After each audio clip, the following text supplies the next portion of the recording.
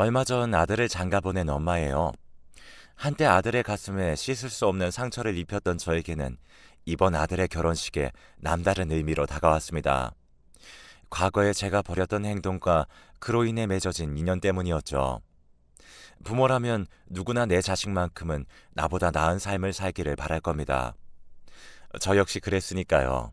하지만 세상 일이 어디 내 마음대로 되나요? 그래서 본의 아니게 어미로서 하지 말아야 할 짓을 하고 말았네요. 지금으로부터 15년 전 저는 남편의 외도로 힘든 시간을 보내야 했어요. 더욱이 용서할 수 없었던 건 남편의 외도 상대가 다름 아닌 제 고향 친구라는 거였어요. 고등학교를 졸업하고 함께 서울의 상경에 동고동락해온 친구는 제게 있어 친자매보다 가까운 사이였고 누구보다 속 얘기를 많이 나눈 친구예요. 그래서 배신감은 차마 다 말할 수 없었죠. 썩은 가지 잘라내듯 쳐낼 수 있는 상대는 아니라는 게 가장 큰 문제였어요. 함께 해온 시간이 길었던 만큼 제 기억 속엔 친구와의 추억이 가득했거든요. 그러니 기억이 살아있는 한 영원히 고통스러울 수밖에요. 남편이요? 남편한테는 그다지 미련이 없었어요. 신혼 초부터 여자 문제로 말썽을 피워온 인간인지라 애저녁에 마음이 멀어졌었거든요. 그럼에도 부부의 연을 끊지 못했던 건 하나뿐인 아들 때문이었어요. 내 아들이 부모의 이혼 때문에 남들에게 손가락질밖에 하고 싶지 않았거든요. 그런데 그 마지막 신념마저 무너지게 한 사건이 벌어진 거예요. 바로 제 아들의 한마디 때문이었죠. 제발 내 탓 좀 하지 마. 지긋지긋해. 나 때문에 참고 산다고? 웃기시네. 엄마는 그저 혼자 살 용기가 없었던 거야. 그러니까 내 핑계 좀 대지 말라고. 그 말을 듣는 순간 저는 망치로 머리를 세게 얻어맞은 것처럼 정신이 멍했어요. 지도 남자라고 아파 편을 드는 꼴을 보니 억장이 무너지더라고요. 애비고 자식이고 꼴도 보기 싫었어요. 이 인간들과 더는 한 공간에 머물기 싫을 정도로요. 그래서 결심을 하게 된 거예요. 집을 나오기로요. 절이 싫으면 중이 나와야지 어쩌겠어요. 어디 나 없이 니들끼리 잘 살아봐라 하는 심정이었죠. 홧김에 짐을 싸들고 집을 나오긴 했는데 막상 나와보니 갈 곳이 없더라고요. 당연하죠. 지금껏 집안 살림만 하고 살아온 제가 갈 곳이 어디 있겠어요. 제일 친한 동물하고 하나 있는 건 철천지 원수가 돼버린 마당이니 말이에요. 그렇다고 친정으로도 갈 수 없었어요. 이날 이때까지 표현도 한번 못하고 그렇게 산 주제에 40줄에 들어 남편과 자식 버리고 집 나왔다는 말을 어떻게 해요?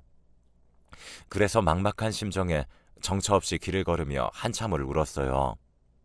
살면서 남의 가슴에 못 박은 적도 없고 남보다 더 갖겠다고 악다구니를 써본 적도 없는데 왜 나한테 이런 시련이 닥친 건지 억장이 무너지더군요. 그렇게 몇 시간을 걸었나 몰라요. 날은 저물고 갈 곳 없는 발걸음은 제 가방보다 더 무거웠어요.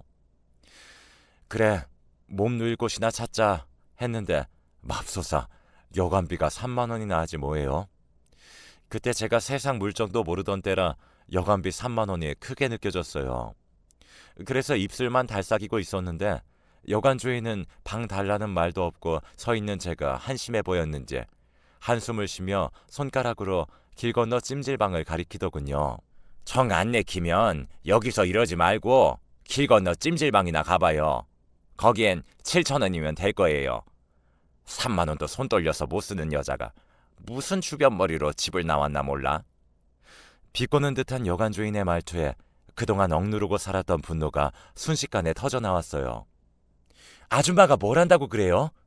내가 집을 나오든 말든 아줌마가 무슨 상관이냐고요? 3만 원이요? 그깟 돈이라면 나도 있어요. 그러니까 함부로 말하지 마세요.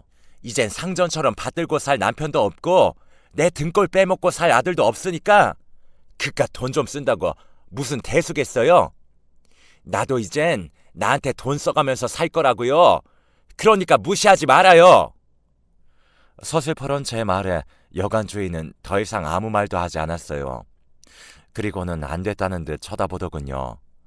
그 눈빛이 더 화가 났어요. 나를 동정하는 듯한 눈빛에 더 자존심이 상했거든요. 서글펐어요. 내가 뭘 잘못했다고 처음 본 사람한테 이런 동정을 받아야 하나 싶었거든요. 친구 부인과 바람난 남편 놈이나 친구 남편이랑 놀아난 친구라는 것이나 그런데도 지 아빠 편을 드는 아들이나 다 꼴보기도 싫었어요. 그런데 그보다 더 싫은 건 바로 저였어요. 이런 와중에도 돈 3만 원에 벌벌 떨었던 제 자신 말이에요. 그래서 분풀이하듯 소리쳤어요. 여기 3만 원 있어요. 방 주세요. 씩씩거리며 지갑에서 10,000원짜리 3장을 꺼내어 내밀었더니 아주머니가 애처로운 눈으로 저를 보더라고요. 그리고는 방 열쇠를 내주었어요. 그렇게 저는 작은 여관방에서 무려 열흘이나 보내게 되었습니다. 그러던 어느 날이었다죠. 여관 주인이 제 방으로 찾아왔더라고요. 무슨 사정이 있는지는 내 모르겠지만 어지간하면 집에 들어가요. 남편이랑 자식도 있을 텐데 언제까지 여관방에서 이러고 있을 거야. 나야 돈 벌고 좋지만 그래도 이건 아니지. 그러니 그만 집에 들어가요. 네? 이것도 인연이라고 그간 정이 든 여관 주인은 제 걱정을 해주었어요. 그 마음 때문인지 아니면 그동안 받아본 적 없는 위로 때문인지 저는 제 상황을 털어놓게 되었죠. 그러자 주인 여자는 자기 일처럼 광분하더니 며칠 뒤에 제게 일자리를 알선해 주었어요. 그깟 논팽이는 있고 자기 힘으로 벌어서 신나게 쓰고 살라고요. 여자는 자기 몸 검사할 돈만 있으면 혼자 사는 게 이득이야. 정신 나갔어? 바람난 남편에 싹퉁머리 없는 아들 뒤치다거리나 하며 살게. 일단은 먹고 잘 곳이 필요하니까 입주 가능한 곳으로 들어가는 게 좋을 거야. 그동안 살림만 하고 살았으니 남의 집 살림도 할 수 있을 거 아니야. 여관 주인 소개로 간 곳은 중소기업을 운영하는 사장님 집이었어요. 그곳에서 저는 입주가정부로 일하게 되었는데 주인집 내외가 인품도 좋고 일도 힘들지 않아서 지낼만 하더라고요. 그 집에서 한 3년 정도 일했을까요? 어느 날 집으로 남편이 찾아왔더군요. 여보, 내가 죽을 죄를 지었어. 그러니 이제 그만 화 풀고 집에 갑시다. 내가 용서해달라는 말은 안 할게. 하지만 우리 영민이 생각을 해야지. 그게 요즘 통 마음을 못 잡고 살아. 흥신소를 통해 제가 있는 곳을 알게 된 남편은 울먹이며 저에게 사과를 하더군요.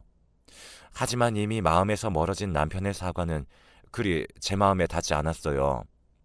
하지만 내 배로 낳은 자식놈은 못내 사무치도록 그립더군요. 그래서 아들놈 근황을 물었더니 글쎄 당신이 나가고 마음을 못 잡더니 얼마 전에는 누구랑 싸웠나 얼굴이 엉망이 돼서 왔지 뭐야. 게다가 눈을 심하게 다쳐서 하마터면 실명을 할 뻔했다고. 그 말에 정신이 번쩍 들었어요. 그래서 그 길로 남편과 함께 집으로 달려가 3년 만에 아들을 만났어요. 그 사이 키는 삐쭉 커서는 제대로 먹지도 못했는지 피부는 거칠하고 삐쩍 꼴았더군요. 그 모습을 보니 얼마나 가슴이 미어지던지 그간의 야속했던 마음은 눈 녹듯 사그라져 버렸고 이게 모두 내 탓인 것만 같아 눈물이 멈추지 않았어요. 그래서 그 길로 주인집 사모님한테 그만두어야겠다고 했어요. 아들 때문이라도 내가 집에 들어가야 할 것 같더라고요. 처음엔 월급을 인상해달라고 이러는 줄 알았던 사모님은 얼마 올려주면 되겠냐고 묻더군요.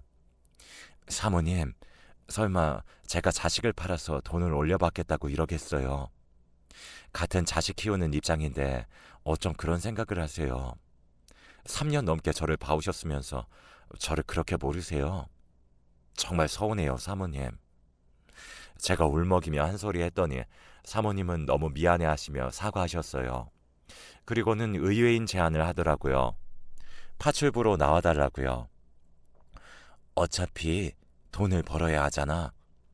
그럴 거면 딴 데 가서 일할 생각 말고 우리 집에 파출부로 오면 되잖아요.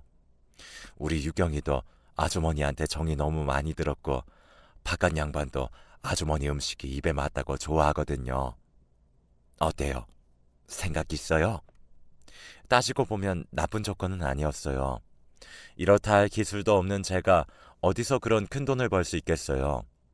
그래서 하겠다고 했어요. 그렇게 저는 집에 들어와 살면서 입주 가정부로 살던 집에 파출부로 나가게 되었어요. 3년 만에 집에 들어간 저는 나 때문에 아들 녀석이 다친 것만 같아서 아들을 볼 때마다 죄책감에 시달렸어요. 혹여나 우리 애가 삐뚤어지기라도 한다면 그건 모두 내 탓이라고 생각했죠. 다행히 그 후로 아들은 예전의 모습으로 돌아가 착실히 학교 생활을 해나갔어요. 그게 어찌나 고맙던지 몰라요.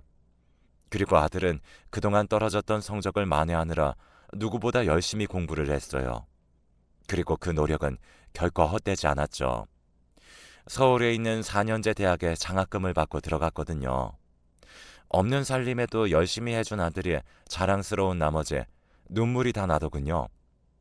아들 때문에 집으로 돌아오긴 했지만 남편과는 여전히 냉랭한 사이였어요. 물론 남편은 저와 잘 지내보려고 무진장 노력을 하긴 했지만 제가 완강히 거부하자 곧 제 풀에 꺾이더군요. 그러거나 말거나였죠.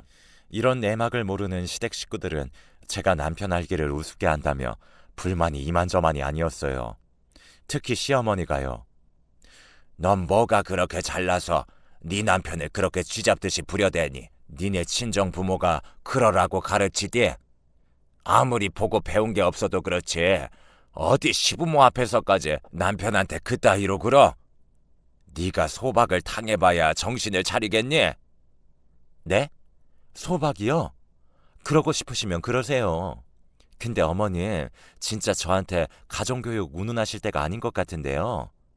예전에 아버님이 동네 다방 레지랑 있는 거 목격하셨을 때 어머님이 아버님께 어떻게 하셨어요? 그때 어머님이 집 엎었던 거 기억 안 나세요? 저는요, 그보다 더한 상황을 당했지만 그래도 그런 짓은 안 했어요. 제가 가정교육을 잘 받아서 어머님 아들이 무사한 줄이나 아시라고요. 어디 붙어먹을 게 없어서 자기 아내 친구랑 그런 짓을 벌였대요. 제가 그 일을 생각하면 저 인간 똥물에 튀겨 죽여도 시원찮아요. 되지도 않는 시어머니 노릇하려다가 오히려 똥바가지를 뒤집어 쓴 격이 된 시어머니는 그 후로 제게 남편 문제로 타박은 하지 않았어요. 다른 문제로는 좀 있었지만요. 하지만 전 그때마다 당신 아들 바람 피운 얘기로 어머님 입을 틀어막곤 했어요. 결국 어머님은 당신 아들 잘못 키워 돌아가시는 날까지 며느리 입을 가장 무서워하셨어요. 제 입장에선 이런 걸 전화위복이라고 해도 될런지 모르겠네요. 남편 또한 지은 죄가 있어서 제 앞에선 큰 소리 한번 못 내고 살았어요. 그렇게 과거와 싸워가는 사이 15년의 세월이 흘렀고 아들 녀석이 결혼하고 싶은 사람이 생겼다며 집으로 여자를 데려오겠다고 하더라고요. 평소에 내 며느리한테는 절대 시집살이 안 시키겠다 마음먹었던 저는 약속 당일 아침부터 솜씨를 부려가며 음식을 준비했어요. 다른 건 다 필요 없고 지들끼리 싸우지 않고 금슬 좋게 살면 그 이상 바랄 게 없겠다 생각하면서요. 하지만 며느리감 얼굴을 본 순간 생각이 달라지더라고요. 너 유경이 아니니? 글쎄 아들 녀석이 데려온 여자가 바로 제가 입주 가정부로 일했던 사장님 때 고명딸이지 뭐예요? 안 그래도 며느리한테 남의 집살이 한 걸 들킬까봐 노심초사했던 저는 완전 망연자실했지 뭡니까. 그래서 따로 아들을 불러 말했어요. 너 이 결혼 절대 안 된다. 내가 다른 거 안 바란다. 쟤 유경이만 아니면 돼. 쟤는 절대 안 돼. 하고 많은 여자 중에 왜 하필 쟤니? 넌 엄마가 며느리 앞에서 고개 숙이고 살길 바라는 거야? 그런 거 아니라면 당장 헤어져. 난 결혼 허락 못해. 나 엄마 말 안 들을 거야. 엄마, 혹시 유경이네에서 가정부 했던 것 때문에 그러는 거야? 그런 거라면 걱정하지 마. 유경이는 그런 일로 엄마 힘들게 할 애 아니니까. 겪어봤으니까 엄마가 더 잘할 거 아니야. 주인집 딸이 하도 착하고 예뻐서 며느리 삼고 싶었다며. 그래놓고 이제 와서 왜 이래. 그건 말이 그렇다는 거지 이놈아. 내가 빤스까지 빨아입히던 애를 어떻게 며느리로 들여. 그래서야 어디 며느리 앞에서 시어머니 위신이 서겠냐고. 너 그렇게 유경이랑 결혼하고 싶으면 이 엄마 죽은 다음에나 해라 이놈아. 저는 버럭 화를 냈어요. 그 바람에 밖에서 이 소리를 들은 유경이가 베란다로 달려나왔더라고요. 그리고는 제 손을 붙잡고는 제발 자기 좀 받아달라고 애원했습니다. 그 모습이 어찌나 애처롭던지 마음이 짠하더군요. 이 착하고 여린 것이 닭똥 같은 눈물을 뚝뚝 흘리며 사정하는데 어찌나 마음이 짠하고 안타깝던지 힘들더라고요. 하지만 제 입장에선 그렇다고 순순히 받아줄 일이 아니었어요. 설사 제가 받아준다 쳐요. 사장님 댁에서 이 혼사를 허락하겠어요? 어린 반푼도 없는 얘기죠. 내 아들 가슴에 대못이 박힐 게 불보듯 뻔한데 어떻게 허락을 해요? 유경이한테는 미안하지만 일찌감치 제 손에서 끝내는 게 낫죠. 그래서 울고불고 하는 유경이를 끝내 집 밖으로 내몰았어요. 그날 밤 유경이를 집에 데려다 주고 온 아들은 제게 많이 서운한지 퉁명스러운 표정으로 그러더라고요. 꼭 그렇게까지 해야 했어요? 유경이는 엄마가 자기 집에서 일했다고 하대하거나 할 사람 아니에요. 알고 있어. 내가 나 창피하다고 이러는 줄 아니? 너, 너 때문이야 이거사. 네가 내 아들인 거 알면 그 집에서 이 결혼 하자고 하겠니? 내 자식 가슴에 대못 박힐 게 뻔한데 내가 어떻게 가만히 있어? 차라리 내가 반대해서 못하는 걸로 하는 게 낫지. 그러니까 너도 고집 그만 피워. 네가 뭐라 해도 이 결혼 절대 안 되는 거니까 더 이상은 너 상처받게 안 해. 지금도 너 두고 혼자 집 나갔던 게 얼마나 가슴에 사무치는 줄 알아? 네 눈가에 난 그 상처를 볼 때마다 내가 가슴을 친다. 나 때문에 네가 그렇게 된 것 같아서. 다시는 너한테 그런 상처 주기 싫다. 하물며 남이 그러는 건 더 못 봐. 그러자 아들은 침묵한 표정으로 말없이 자리를 떴어요. 그렇게 스스로 마음을 정리하나 보다 했는데 그게 아니었던 모양이에요. 안사돈이 전화를 했더라고요. 만나서 얘기 좀 하자고요. 저는 애들 문제라면 그럴 것 없다고 말씀드렸어요. 이쪽에서도 반대하고 있으니 지들이 제 풀에 꺾여 조만간 그만두지 않겠냐고요. 그랬더니 안사돈이 아니에요. 저는 그 얘기를 하려고 만나 뵙자고 하는 게 아니에요. 자세한 얘기는 직접 만나서 드릴게요. 라고 하는 거예요. 그렇게 해서 양가 내외는 서울 모처에서 만나게 되었어요. 남편이 어차피 결혼을 시킬 것도 아니라면 굳이 만날 이유가 있겠냐고 반대를 했지만 그래도 말은 들어봐야 할 것 같아서 남편을 데리고 약속 장소로 나갔어요. 그 집 일을 그만둔 지 7년이 넘었지만 소탈한 모습이 예전 그대로였어요. 안사돈은 저를 보자마자 달려와 두 손을 꼭 잡고는 그간 어떻게 지냈냐고 하며 안부부터 물어봤어요. 그 덕분에 어색할 줄 알았던 분위기는 다행히 부드럽게 흘렀어요. 몇 마디 나누다 보니 오랜만에 만난 친구처럼 그렇게 편할 수가 없었죠. 전에 유경이 내에서 일을 할 때에도 안사돈은 부리는 사람 대하듯 하지 않았고 마치 동네 언니처럼 친근하게 대해주었거든요. 그렇게 가벼운 일상 인사를 주고받으며 분위기는 부드럽게 흘렀어요. 그러다 본격적으로 오늘 이 자리를 마련한 이유가 나오기 시작하면서 분위기가 무거워졌죠. 시작은 바깥 사돈이 열었어요.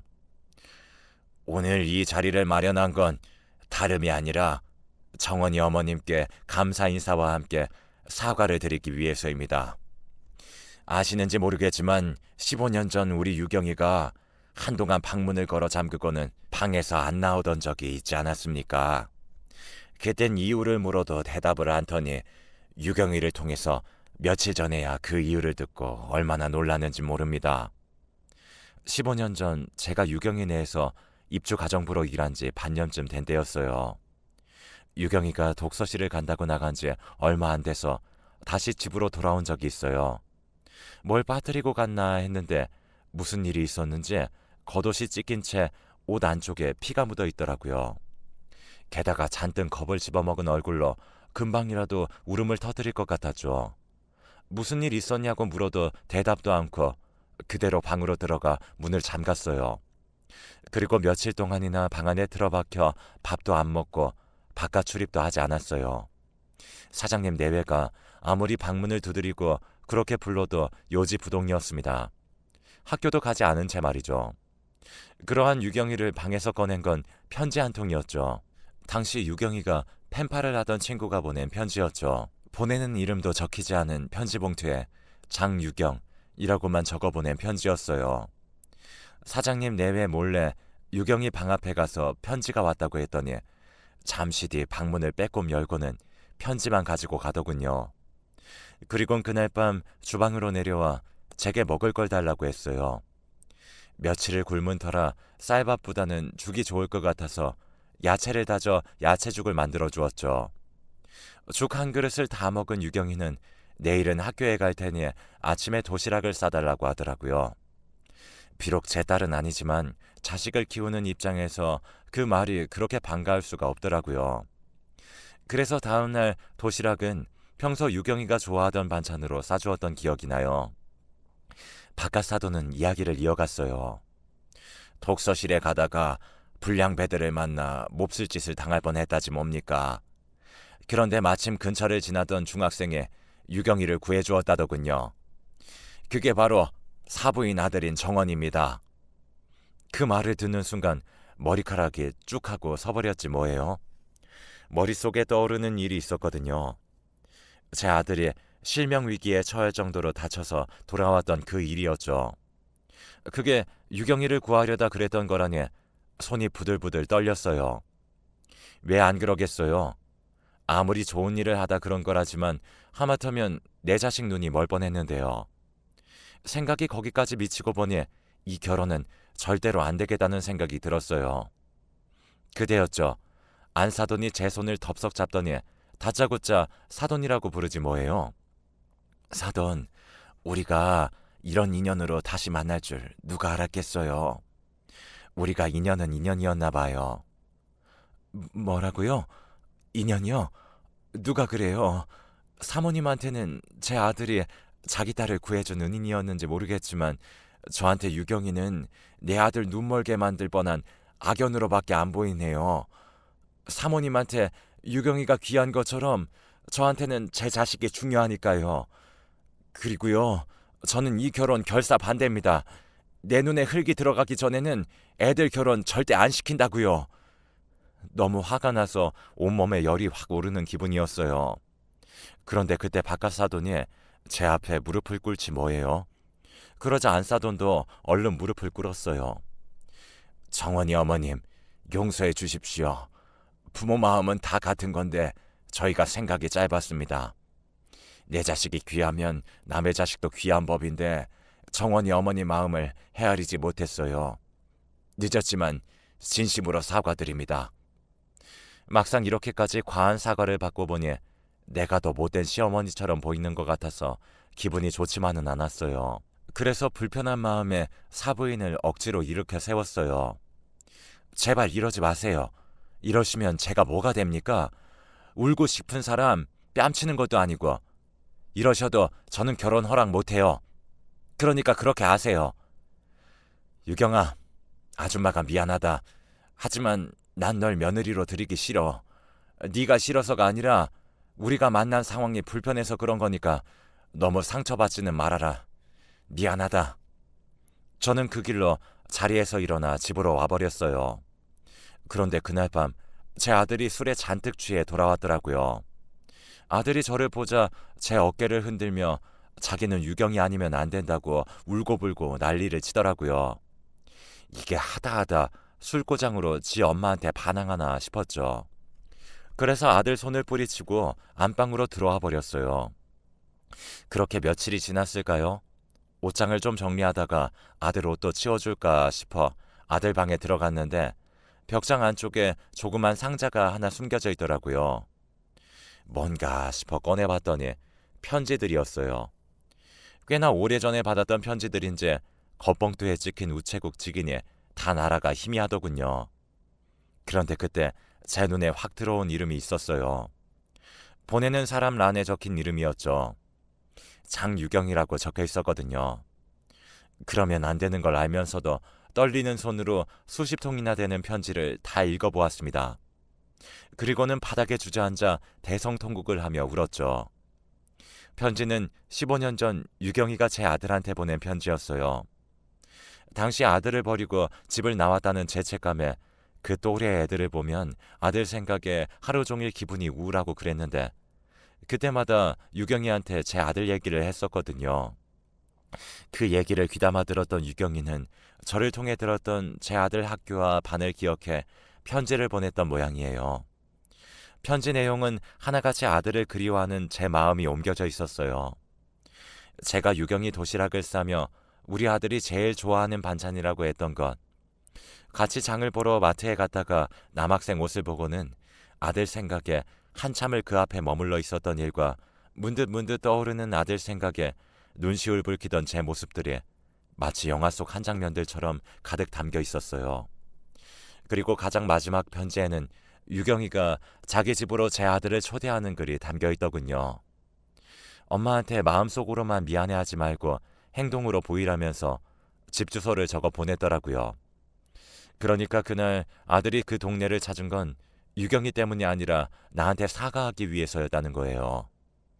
결국 내 아들을 위험에 빠뜨린 건 바로 저였어요. 유경이는 제 아들을 위험에 빠뜨리지 않았고 오히려 나와 아들을 화해시켜준 장본인이었던 거죠. 유경이가 아니었다면 제 아들은 제 마음을 알지 못했을 거고, 그랬다면 지금까지도 자기를 버린 엄마를 미워하며 살았겠죠.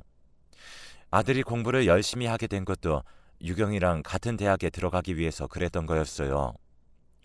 이 사실을 안 이상 그냥 넘어갈 수는 없었죠. 그래서 유경이를 불렀죠.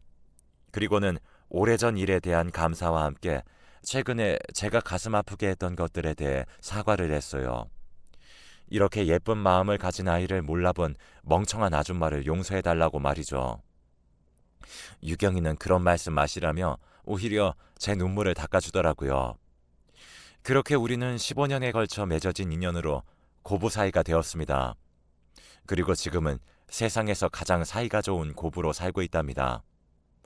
친구와 남편 때문에 세상의 배신감도 느끼고 그렇게 어느 정도 살아내다 보니 알 만큼은 다 안다고 생각했는데, 사람 인연이라는 것이 이렇게 사람을 치유하고 반성하게 만들 줄은 몰랐습니다. 우리 아들과 며느리한테 항상 고맙고 미안한 마음으로 살아가고 있어요. 여러분의 가정에도 건강과 복이 가득하길 바라며 좋은 인연들과 행복한 가정 이루시길 바랍니다. 제 사연을 마치겠습니다.